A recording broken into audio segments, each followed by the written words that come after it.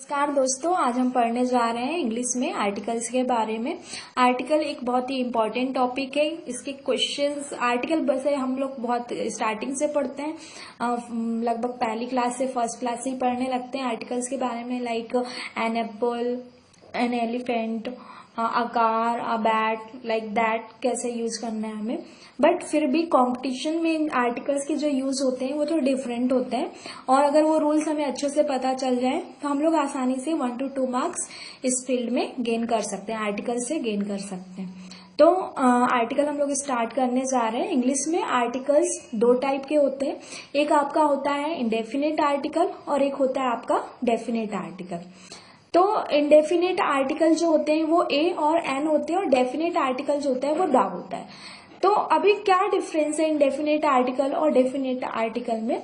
जैसा कि नाम से ही समझ में आ रहा है कि indefinite article that is nothing is definite, और डेफिनेट आर्टिकल में जो भी आप बात करने जा रहे हो, जिस नाउन की भी बात करने जा रहे हो, that is going to fix. और आर्टिकल्स का मैं आपको बता दूं, जो आर्टिकल्स होते हैं वो नाउन के पहले ही यूज होते हैं, ठीक है। तो उनका हम कॉम्बिनेशन जब देखेंगे, रूल्स हम स्टडी करेंगे, तो हम नाउन के साथ ही देखेंगे कि किस नाउन के साथ कौन सा आर्टिकल यूज होता है, और वो नाउन के साथ हम आर्टिकल्स का यूज कैसे करते हैं। सिंगुलर नाउन है तो कौन से आर्टिकल यूज होंगे, प्लूरल नाउन है तो कौन सा आर्टिकल यूज होगा।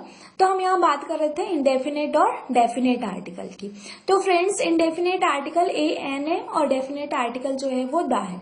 तो इन दोनों के बीच में डिफरेंस क्या है? तो यहाँ पर देखिए, मैंने एक एग्जाम्पल लिखा है। अगर आप किसी से कहना चाहते हैं कि यार मुझे एक कार खरीदना है, दिवाली आ रही है और इस बार मैं धनतेरस पे एक कार खरीदना चाहता हूँ, तो कोई बंदा अगर ऐसे बोलता है कि I want to buy a car, तो इसका मतलब कुछ और होगा। और अगर उसने ऐसा बोल दिया कि I want to buy the car, तो इन दोनों वाक्यों में, सेंटेंसेस में जमीन आसमान का फर्क हो जाता है। जैसे कि देखिए, अगर किसी ने बोला, इंडेफिनेट आर्टिकल का यूज करके बोला, तो सपोज आप अपने पापा से, फादर से बोल रहे हैं, पापा I want to buy a car. तो आपके फादर फिर आपको उससे सामने से पूछेंगे, बेटा आप कौन सी कार खरीदोगे? तो फिर आप उनको नाम बताओगे या बोलोगे कि ठीक है मेरे को कोई भी कार चलेगी, बट कार खरीदना है। लेकिन अगर आपने ऐसा बोल दिया, I want to buy the car, तो आपके दिमाग में द कार आपने बोल दिया, मतलब आपके दिमाग में एक कार है, लाइक मुझे ऑल्टो चाहिए या मुझे पजेरो चाहिए, कोई इस टाइप से। तो मतलब अगर आपने बोला I want to buy a car, मतलब अभी आपने डिसाइड नहीं किया है, उस नाउन के बारे में आप बिल्कुल श्योर नहीं हो कि मुझे वही चीज चाहिए। लेकिन अगर आपने बोल दिया द कार, दैट मीन्स आपने डिसाइड कर लिया है कि मुझे इस कंपनी की, इस कलर की कोई डेफिनेट कार चाहिए। तो ये डिफरेंस है डेफिनेट और इनडेफिनेट आर्टिकल में।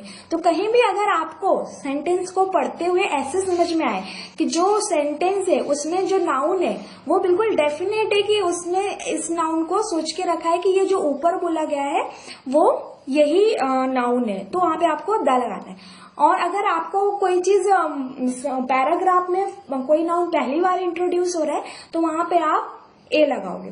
फॉर एग्जाम्पल, लाइक मैं आपको एक पैराग्राफ रीड करके बताती हूँ।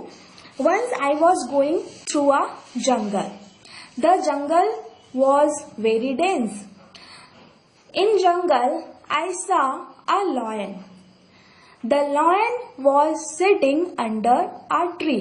तो आप यहाँ पर देख रहे होंगे, जब मैंने पहली बार फॉरेस्ट वर्ड का यूज किया, तो once I was going through a jungle and the jungle was very dense, there I saw a lion. जब लॉयन नाउन पहली बार आया तो मैंने वहां पे ए आर्टिकल का यूज किया। बट जब सेकेंड टाइम मैं लॉयन का यूज कर रही हूँ, the lion was sitting under a tree, तो सेकेंड टाइम जब वो नाउन उस सेंटेंस में आई, उस पैराग्राफ में आई, तो मैंने वहां पर उसके पहले द आर्टिकल का यूज किया। तो आप समझ ही गए होंगे कि इनडेफिनेट आर्टिकल का कहाँ यूज करना है और डेफिनेट आर्टिकल का यूज मुझे कहाँ पर करना है। तो इनडेफिनेट आर्टिकल दैट इज, आप उस नाउन के बारे में बिल्कुल श्योर नहीं हो, वो नाउन अभी निश्चित नहीं है। बट अगर आपने द किसी नाउन के पहले द यूज कर लिया, दैट मीन्स आप जानते हो कि वो क्या है। लाइक सपोज आप बोलना चाहते हो कि there is a man at the door, there is a man at the door. तो वो एक आदमी दरवाजे पर है, लेकिन वो कौन है यू डोंट नो। बट अगर आपने ऐसे बोला there was the man at the door या there is the man at the door, तो आपको पता है कि फिर वो आदमी कौन है दरवाजे पर। हो सकता है वो वेटर हो सकता है वो कोई आपका जानने वाला हो, आपका फ्रेंड हो। तो द मतलब आपने नाउन के पहले अगर द लगा दिया that is you know about the noun everything, you are aware of that. But अगर आपने ए आर्टिकल यूज किया तो आप उसके बारे में नहीं जानते। सो फ्रेंड, आज के लिए इतना ही। अगर आपको हमारा वीडियो पसंद आया हो तो हमें सब्सक्राइब करें, लाइक करें और हमारे वीडियोस को सब्सक्राइब करें। Thank you.